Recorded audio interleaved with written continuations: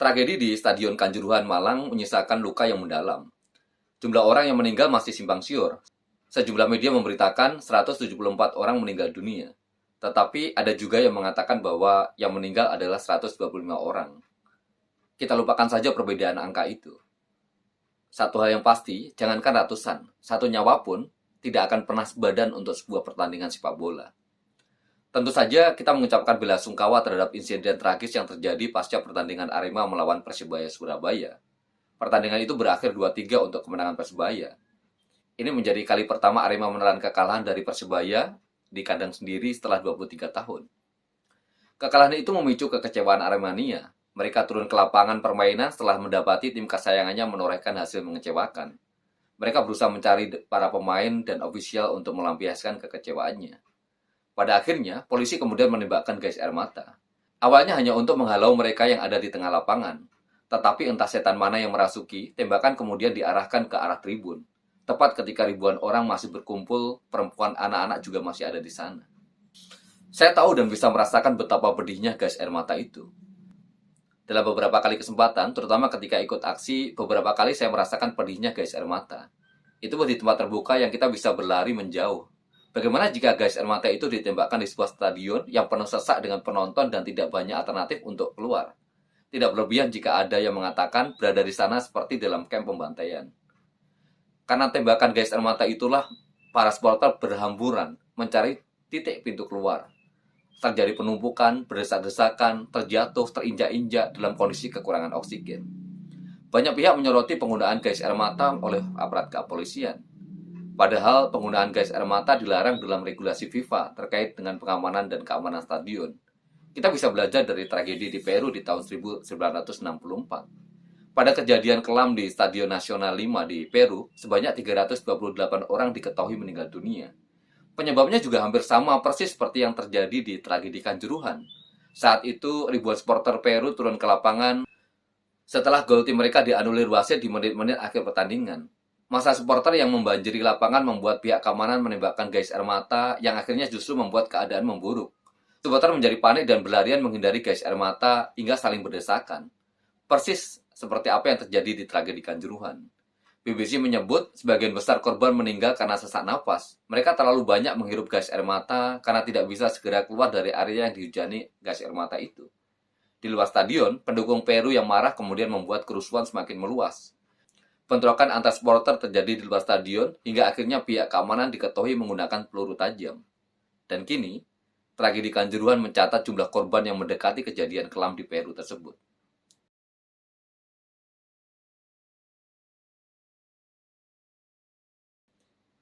Tidak berlebihan jika kemudian banyak pihak angkat bicara. Partai Buruh salah satunya. Presiden Partai Buruh Said Iqbal menilai ada kesalahan prosedur dalam menangani para supporter yang kecewa atas hasil pertandingan. Untuk itu, pihaknya mengecam tindakan tidak profesional yang menyebabkan tragedi kemanusiaan hilangnya nyawa itu bisa terjadi. Atas kejadian itu, Partai Buruh menyampaikan 5 sikap. Yang pertama, mendesak Kapolri agar mencopot Kapolres Malang akibat adanya dugaan kesalahan prosedur dalam menangani kericuan di Kanjuruhan. Selain itu, Partai Buruh juga meminta agar Bupati Malang mengundurkan diri sebagai bentuk pertanggungjawaban moral karena kejadian ini terjadi di wilayahnya. Yang kedua, mendesak agar kasus ini diambil alih oleh Mabes Polri untuk dilakukan pengusutan secara tuntas dan memberikan hukuman, baik pidana maupun perdata, kepada para pihak yang bertanggung jawab terhadap tragedi kemanusiaan sesuai dengan peraturan yang berlaku. Yang ketiga, meminta PSSI menghentikan pertandingan Liga 1 sampai pengusutan tragedi kemanusiaan ini dilakukan secara tuntas. PSSI juga harus berjanji dan memastikan agar kasus serupa tidak terulang kembali dengan memperbaiki sistem dan prosedur serta penanganan pertandingan sepak bola. Yang keempat, menyerukan kepada seluruh rakyat Indonesia untuk mengibarkan bendera setengah tiang di rumah masing-masing. Karena bagaimanapun, ini adalah tragedi nasional.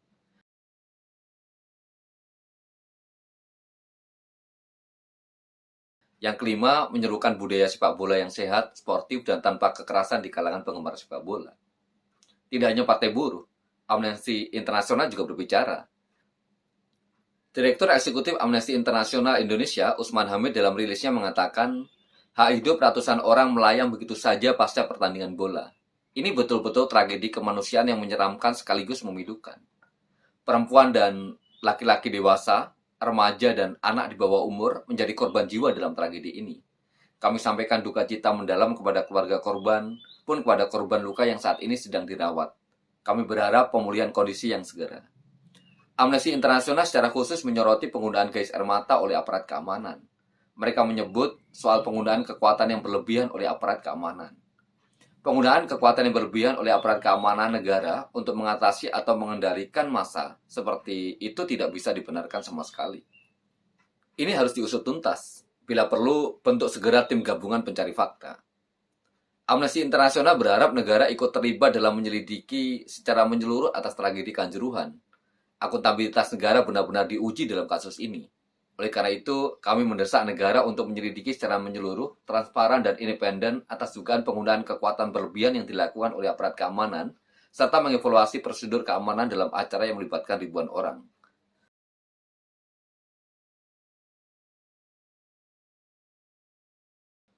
Hal serupa juga disampaikan oleh LBH Jakarta. Dalam rilisnya, LBH Jakarta menyebut bahwa sejak awal panitia mengkhawatirkan akan pertandingan ini dan meminta kepada Liga agar pertandingan dapat diselenggarakan sore hari untuk menghindari resiko. Tetapi sayangnya pihak Liga menolak permintaan tersebut dan tetap menyelenggarakan pertandingan pada malam hari. Pertandingan berjalan lancar hingga selesai, hingga kemudian kerusuhan terjadi setelah pertandingan di mana terdapat supporter memasuki lapangan dan kemudian ditindak oleh aparat. Dalam video yang beredar, LBH Jakarta melihat terdapat kekerasan yang dilakukan aparat dengan cara memukul, menendang supporter yang ada di lapangan. Ketika situasi supporter makin banyak ke lapangan, justru kemudian aparat melakukan penembakan gas air mata ke arah tribun yang masih banyak dipenuhi penonton. Untuk itu, LBH Jakarta menduga bahwa penggunaan kekuatan yang berlebihan melalui penggunaan gas air mata dan pengendalian massa yang tidak sesuai prosedur menjadi penyebab banyaknya korban jiwa yang berjatuhan.